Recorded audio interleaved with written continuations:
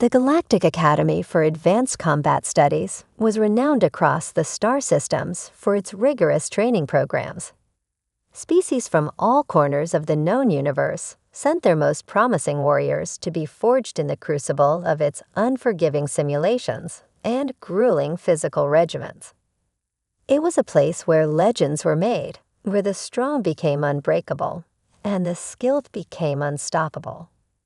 So when word spread that a human cadet named Zara Solaris would be joining the ranks as part of an interspecies exchange program, the news was met with a mix of curiosity and skepticism.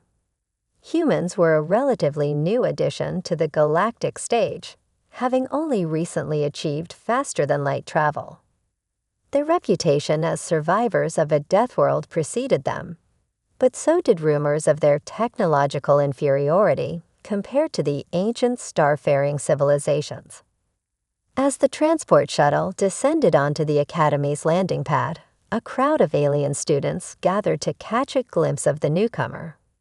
The doors hissed open, and Zara emerged, her lean, muscular frame clad in a simple gray jumpsuit.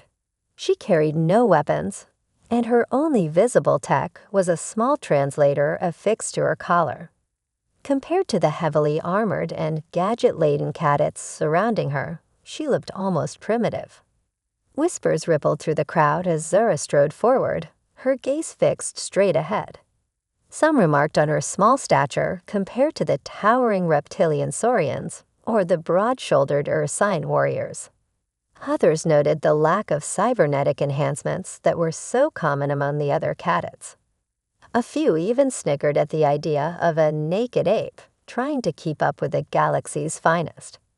But there was something in Zara's bearing that gave the more perceptive observers pause. The way she moved, with a fluid grace that spoke of carefully honed strength. The way her eyes scanned her surroundings, missing no detail, assessing every potential threat and advantage. There was a quiet confidence about her, an unspoken challenge in the set of her jaw and the square of her shoulders. As she reported to the Academy's Central Command for Orientation, Zara could feel the weight of countless eyes upon her. She knew she was an outsider here, a curiosity at best and a liability at worst in the minds of her fellow cadets. But she had not come all this way, across the light years, and through the rigors of Earth's own brutal training academies, to be cowed by a few skeptical stares. She had come to learn, to push herself to the limits of her abilities and beyond. And if in the process she could shatter a few preconceptions about what humans were capable of, so much the better. The Academy prided itself on forging the best of the best, on taking the strongest, bravest, and most cunning that the galaxy had to offer, and remaking them into something even greater. Zara intended to show them that a human, even without the advanced armaments or gene mods of her peers, could not only keep up but excel. She would match their strength with her ingenuity, their technology with her adaptability, their skill with her sheer, unrelenting determination. As she stood at attention, listening to the Commandant's welcome speech about the glories and the trials that awaited them, Zara allowed herself a small, secret smile. The Galactic Academy thought it knew what toughness looked like, what resilience meant. They were about to get a lesson in what it truly meant to be human. And she would be the one to teach it to them, one bruise, one broken record, one shattered assumption at a time. Because Zara knew what the others were about to learn, that when you strip away the powered armor and the plasma rifles and the nanotech, what truly made a warrior unbeatable lay in the untamable fire of their spirit and the unwavering steel of their resolve. And in those respects, as in so many others, humanity yielded to no one. The galaxy was about to discover that it wasn't just Earth that was a death world. It was the humans who had survived it. As the first rays of the artificial dawn crept across the Academy's training grounds, Zara was already awake and moving. She had risen long before the wake-up call, using the quiet hours to center herself, to run through the mental exercises that had been drilled into her back on Earth. Visualization, controlled breathing, mindfulness, the tools of a warrior's inner landscape, as crucial as any blade or blaster. She knew she would need every advantage today. The whispers had grown louder in the days since her arrival, as she had thrown herself into the Academy's punishing routines with a single-minded ferocity that had stunned her instructors and unnerved her peers. Some said she was reckless, that her refusal to rely on the standard-issue-powered exoskeletons and energy shields would be her undoing. Others muttered that she was holding back, that her seemingly preternatural endurance and speed were signs of some hidden augmentation. The truth, as Zara knew, was both simpler and more profound. She was simply human, a child of a world that had not broken them, but forged them in the crucible of its challenges and the furnace of its unforgiving conditions. Every breath of searing, smoke-choked air, every desperate scramble up the crumbling face of a quake-shattered cliff, every nerve-wracking dash through the predator-haunted shadows of the last great forests, all of it had shaped her, had honed her, had made her into something more than just flesh and bone. And today, in the Academy's infamous gauntlet, she would put that tempering to the test. The gauntlet was a rite of passage, a brutal, multi-stage challenge that pushed cadets to their limits and beyond. It simulated the chaos and exhaustion of a prolonged ground campaign, demanding not just skill and strength, but adaptability, resourcefulness, and sheer bloody-minded determination. Many cadets failed on their first attempt. Some never made it through at all. As Zara joined the ranks of her fellow cadets at the gauntlet's starting line, she could feel the tension crackling in the air. The Saurians flexed their armored tails, the Ursine checked their shock bands, the insectoid cliques shivered their iridescent wings. And in the middle of it all stood Zara, bare-handed and unarmored, a lone figure of soft-looking flesh amidst the gleaming carapaces and wearing servos. The starting klaxon split the air, and the gauntlet began. It was a maelstrom of simulated violence, a churning chaos of holographic enemies, and very real obstacles. Zara leaped and rolled, ducked and spun, her unencumbered form slipping through gaps that snagged her armored peers. When a Saurian warrior found himself snared in a tangle of electrified razor wire, Zara was the one who freed him, her deft fingers finding the catch that released his armor's power supply. In the gauntlet's infamous killing fields, where the ground erupted with gouts of flame and hails of shrapnel, Zara's heightened reflexes and situational awareness saw her through unscathed.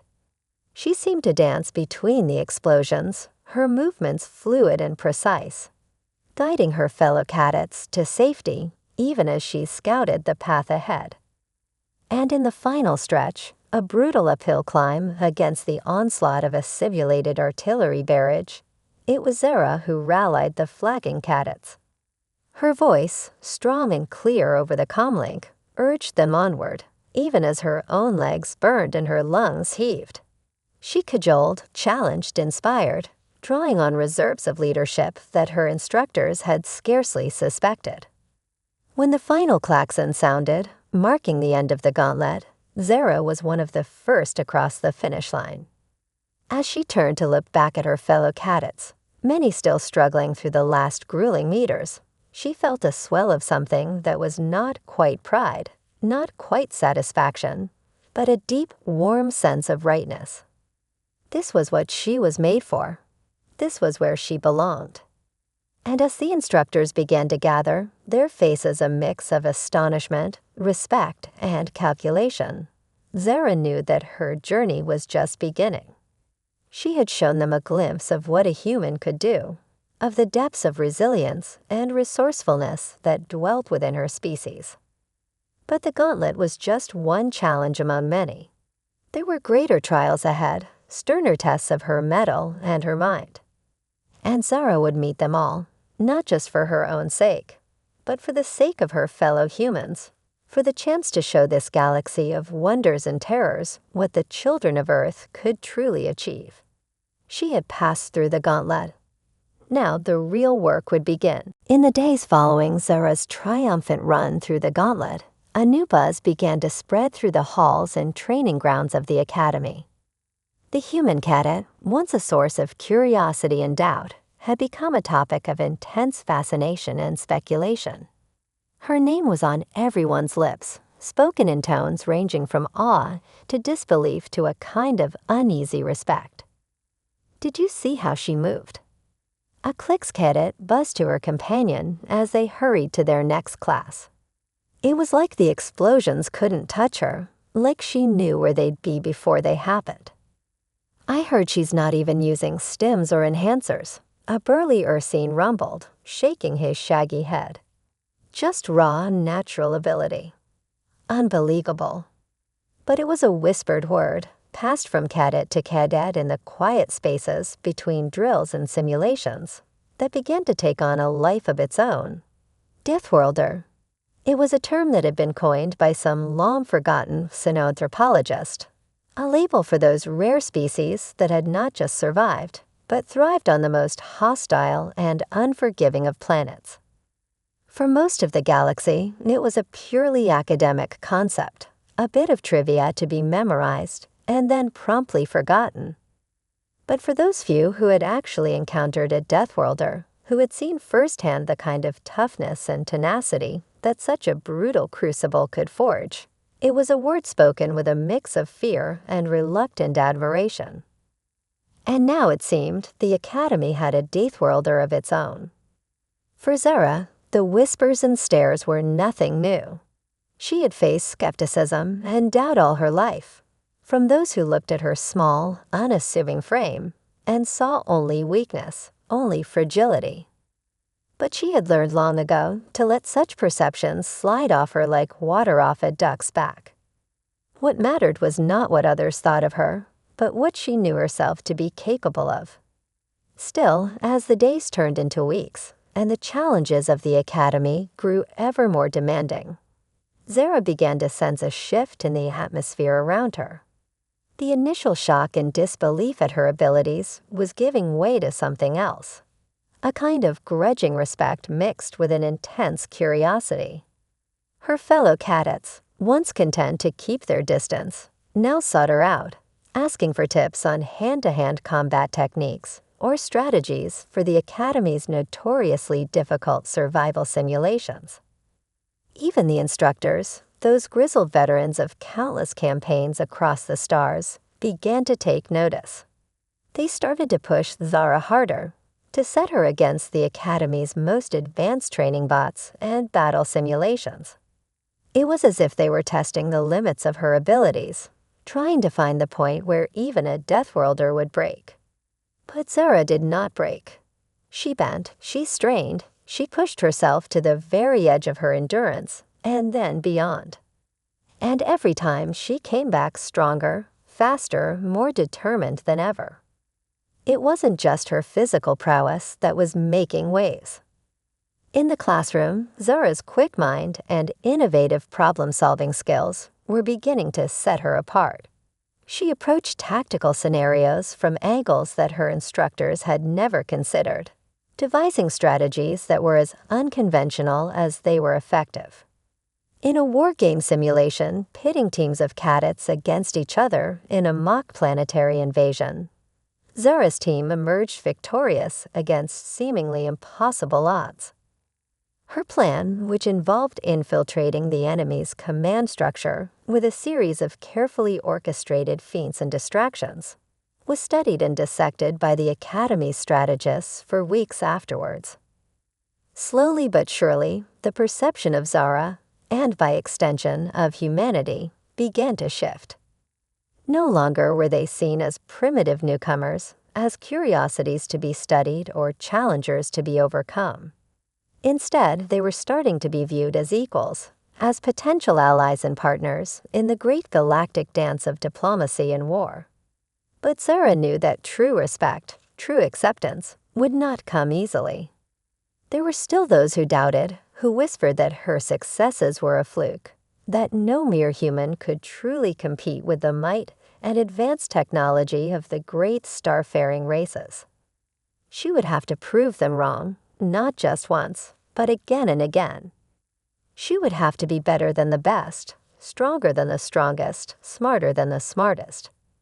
She would have to be not just a cadet, but a symbol, a living embodiment of humanity's potential. It was a daunting task, a weight that would have crushed the lesser soul. But Zara had not come this far to falter now. She had the blood of survivors in her veins, the spirit of explorers and pioneers in her heart. She would show them all what a child of Earth could do. The whispers of a Death Worlder would become a shout, a declaration to the stars themselves. And Zara would be the voice crying out, leading the charge, blazing the trail for all of humanity to follow. As the term wore on, the anticipation within the Academy grew to a fever pitch.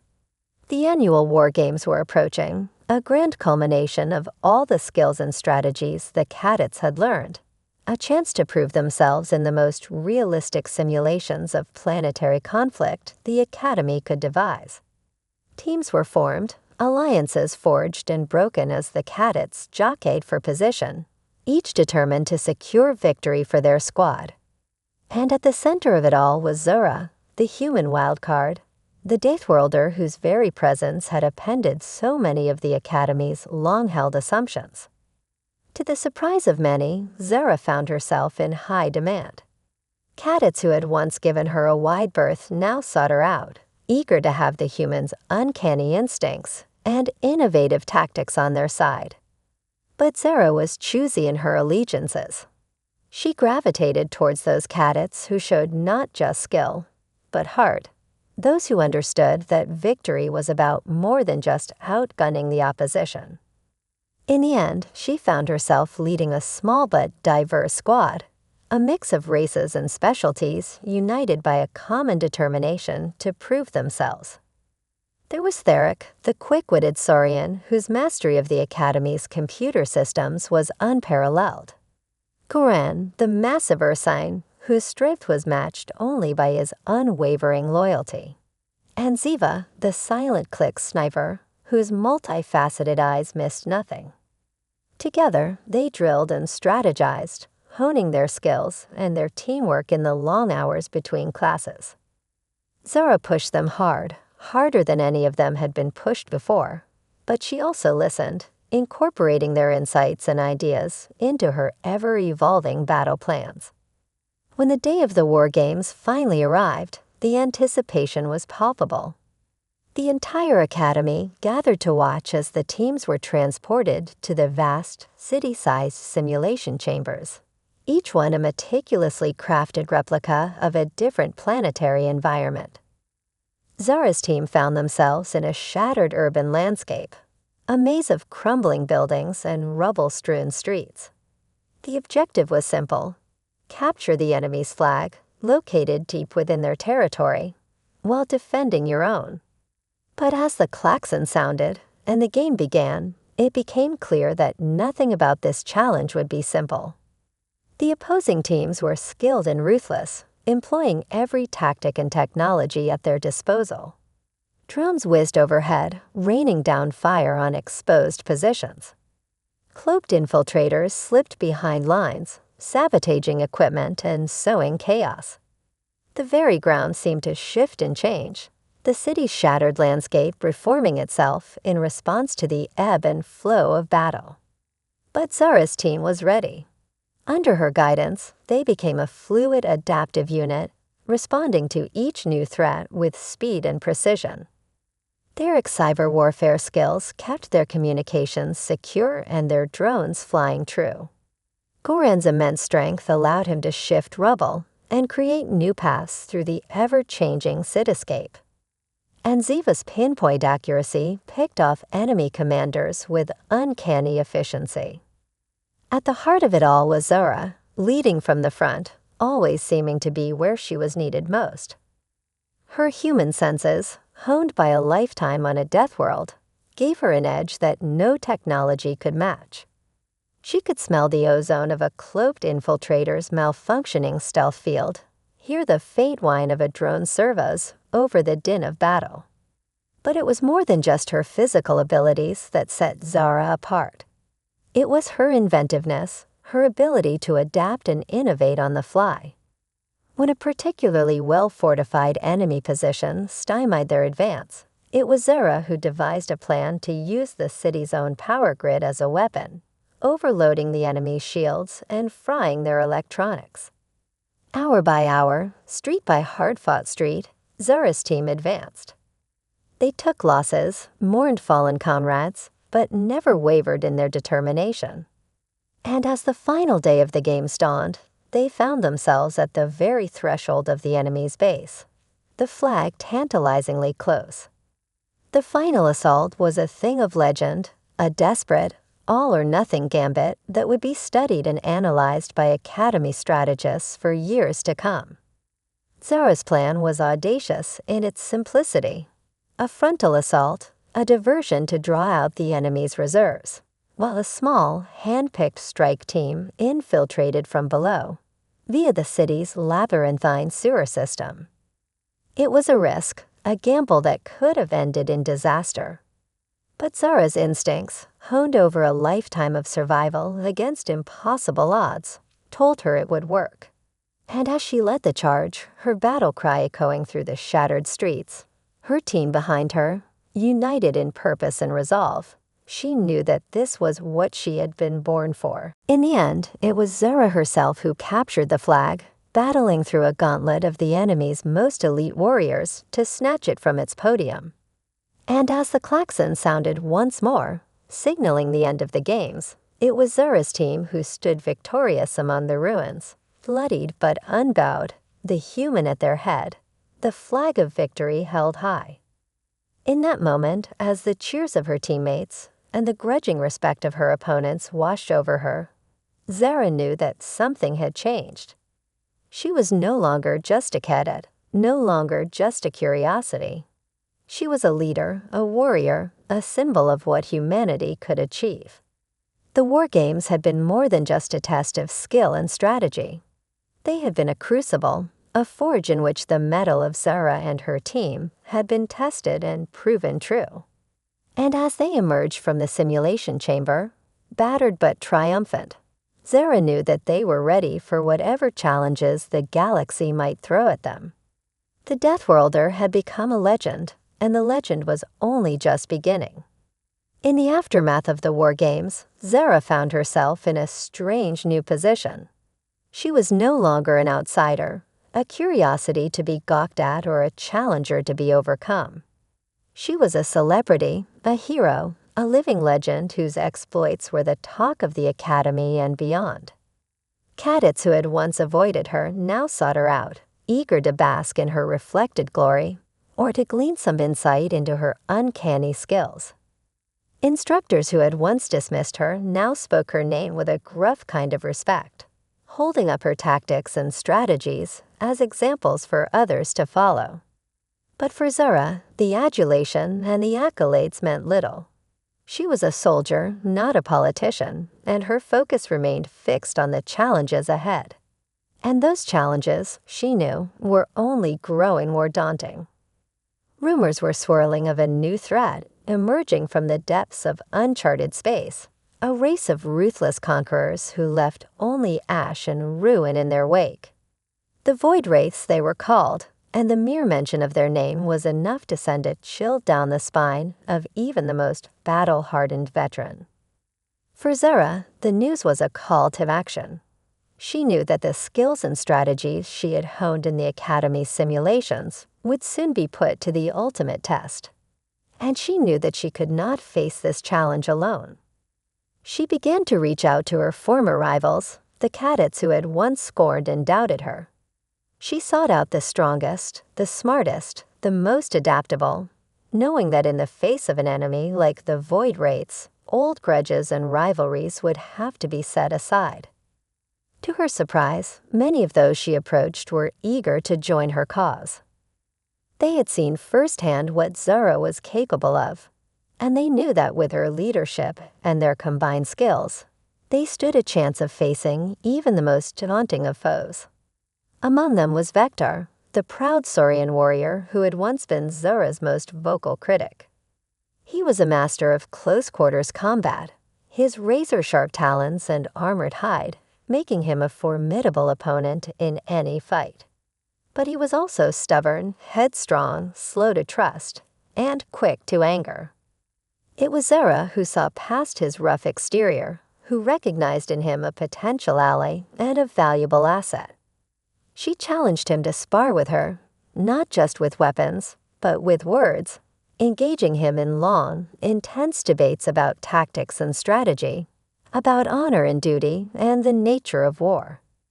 Slowly, grudgingly, Vector began to see in Zara a kindred spirit, a warrior who understood the weight of the mantle they had taken upon themselves.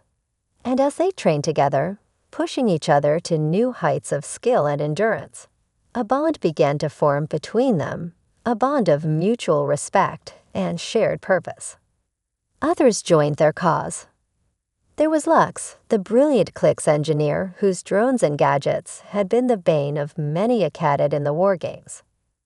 And Thorn, the taciturn Ursine sniper whose aim was as unerring as his loyalty was unshakable. Together, they formed the core of what would become known as the Void Hunters, an elite unit dedicated to facing the threat of the Void Wraiths head-on. They trained relentlessly, honing their skills and their teamwork, preparing for the battles to come. But even as they readied themselves for war, Zara knew that the greatest challenge they faced might not be the Void Wraiths themselves, but the doubts and divisions that still lingered within the Academy and the wider galactic community. There were those who still saw Zara and her human kin as upstarts, as primitives playing at being warriors. There were those who resented her rise to prominence, who whispered that her victories were more luck than skill. And there were those who feared what her example might mean, who worried that the rise of the Deathworlders might upset the delicate balance of power that had held the galaxy together for so long. Zara knew that she would have to confront these challenges head-on, that she would have to prove herself and her species worthy not just of respect, but of trust. And she knew that the only way to do that was through action, through deeds that spoke louder than any words ever could. The opportunity came sooner than anyone expected. A distress call from a frontier colony, a desperate plea for help against a foe that could only be the Void Wraiths. The Academy's leadership was hesitant, wary of committing their forces to what could be a trap or a diversion. But Zara and her Void Hunters volunteered without hesitation. This was what they had trained for, what they had been forged in the crucible of the war games to face. And as they boarded their ship and set out into the void, Zara felt a sense of calm settle over her, a quiet confidence born of the knowledge that she was exactly where she was meant to be. The Deathworlder and her unlikely allies were heading into the unknown, into a battle that would test them as they had never been tested before. But Zara knew that whatever challenges lay ahead, they would face them together, united by a bond stronger than species or origin, a bond forged in the heat of shared struggle and shared triumph. The galaxy was about to learn what the children of Earth and their allies could do when they stood as one. The Void Wraiths, and all who had threatened the peace and freedom of the stars, were about to face the reckoning they had long deserved. And at the head of that reckoning would stand Zara Solaris, the human who had become a legend, the Deathworlder who had united the galaxy's defenders as never before. Her story, and the story of those who followed her, was about to become the stuff of legend, a tale to be told and retold across the stars for generations to come. The true test was about to begin, and Zara was ready to meet it head-on, no matter the cost, no matter the odds. For she was human, a child of Earth, and surrender was not in her blood. The battle against the Void Wraiths was unlike anything Zara or her team had ever faced before. The enemy was relentless, their technology advanced beyond anything the Academy had prepared them for. They seemed to strike from nowhere, their ships appearing as if from the void itself, leaving only destruction in their wake. But Zara and her Void Hunters met them head-on, employing every tactic and strategy they had learned, every ounce of courage and determination they possessed. They fought in the depths of space and on the surfaces of besieged planets, in the ruins of shattered cities and the halls of ancient alien fortresses. There were losses, painful and heartbreaking. Friends and comrades fallen in the line of duty, sacrifices made in the name of a cause greater than any one soldier or species. But through it all, Zara and her team held fast, driven by a bond of loyalty and shared purpose that no enemy could break. And slowly, painfully, they began to turn the tide. Zara's unconventional tactics, her ability to think outside the constraints of traditional military doctrine, began to yield results. She led daring raids deep into enemy territory, striking at the Void Race supply lines and command centers. She forged alliances with local resistance groups, learning from their knowledge of the terrain and their experience in guerrilla warfare. But the true turning point came in a moment of darkest despair. The Academy, the heart and soul of the galactic defense, came under direct assault. The Void Wraiths, in a bold and terrifying gambit, had launched a surprise attack on the very institution that had trained and equipped the warriors now fighting against them. Zara and her team, scattered across the galaxy on various missions, received the news with a sense of cold, sinking dread. They knew that if the Academy fell, if that beacon of strength and unity was extinguished, the morale of the galactic forces would be shattered, perhaps irreparably. They converged on the Academy with all the speed their ships could muster, knowing that they might already be too late. And when they arrived, they found a scene of chaos and destruction, the once proud halls and training grounds reduced to rubble and ash. But the Academy's defenders had not fallen easily. They had fought with a courage and tenacity that belied their dire circumstances, holding out against overwhelming odds in the hope that reinforcements would arrive. And arrive they did. Zara and her Void Hunters, joined by a ragtag fleet of ships from a dozen different species, fell upon the Void Wraith attackers with a fury born of desperation and righteous anger. They fought not just for the Academy, but for all that it represented: the unity, the shared purpose, the dream of a galaxy where all species could stand together against the darkness. The battle was long and bloody, the outcome hanging in the balance until the very end. But in that final, decisive moment, it was Zara who turned the tide. In a feat of bravery and skill that would be remembered for generations, she led a small strike team directly into the heart of the Void Wraith command ship, facing down the enemy leader in single combat. It was a battle that pushed Zara to the very limits of her abilities, testing every ounce of her strength, her speed, her indomitable will. But in the end, it was the human who emerged victorious, standing tall amid the wreckage of the alien vessel, the broken body of the Void Wraith commander at her feet. With their leader fallen, the Void Wraith forces fell into disarray, and the tide of the battle turned at last. The Academy was saved, and with it, the hope of a united galaxy. In the aftermath of that climactic battle, as the smoke cleared and the wounds began to heal, a new realization began to dawn across the galaxy. The old ways of thinking, the old prejudices and divisions, had been swept away in the crucible of shared struggle and shared triumph. No longer were the humans seen as mere upstarts or primitives. No longer were the different species of the galaxy divided by mistrust and misunderstanding. They had fought together, bled together, and in doing so, they had forged a new bond, a new sense of shared destiny. Zara found herself at the center of this new paradigm, a symbol of what the galaxy could achieve when it stood united. She was hailed as a hero, a visionary, a leader who had shown the way forward through the darkness.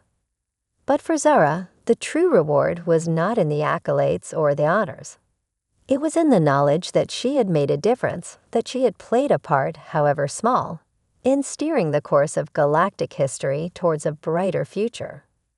As she stood on the podium at the grand ceremony marking the rebuilding of the academy, looking out over the sea of faces from 100 different species, Zara felt a sense of pride and humility that brought tears to her eyes.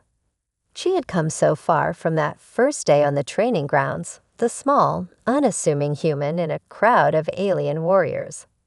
But she knew that her journey was far from over. The galaxy was vast and full of wonders and terrors yet undreamed of. There would be new challenges to face, new enemies to confront, new alliances to forge. And Zara would be ready to meet them all, armed not just with her skills and her courage, but with the knowledge that she was not alone.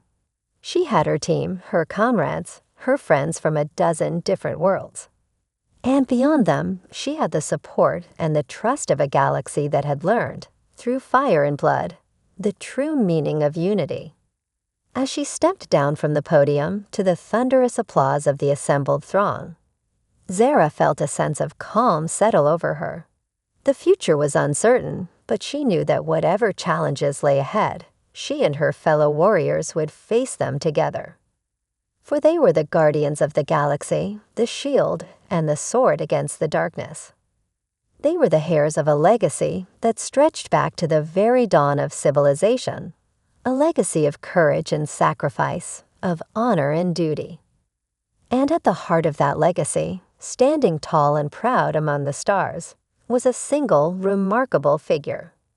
Zara Solaris, the human who had become a legend, the Deathworlder who had shown the galaxy the way forward. Her story, and the story of those who fought beside her, would be remembered and celebrated for generations to come. And though the road ahead was long and the dangers many, Zara knew that they would never waver, never falter. For they were the galaxy's brightest hope, the light against the darkness. And in the end, no matter what trials lay ahead, it was that light that would guide them home.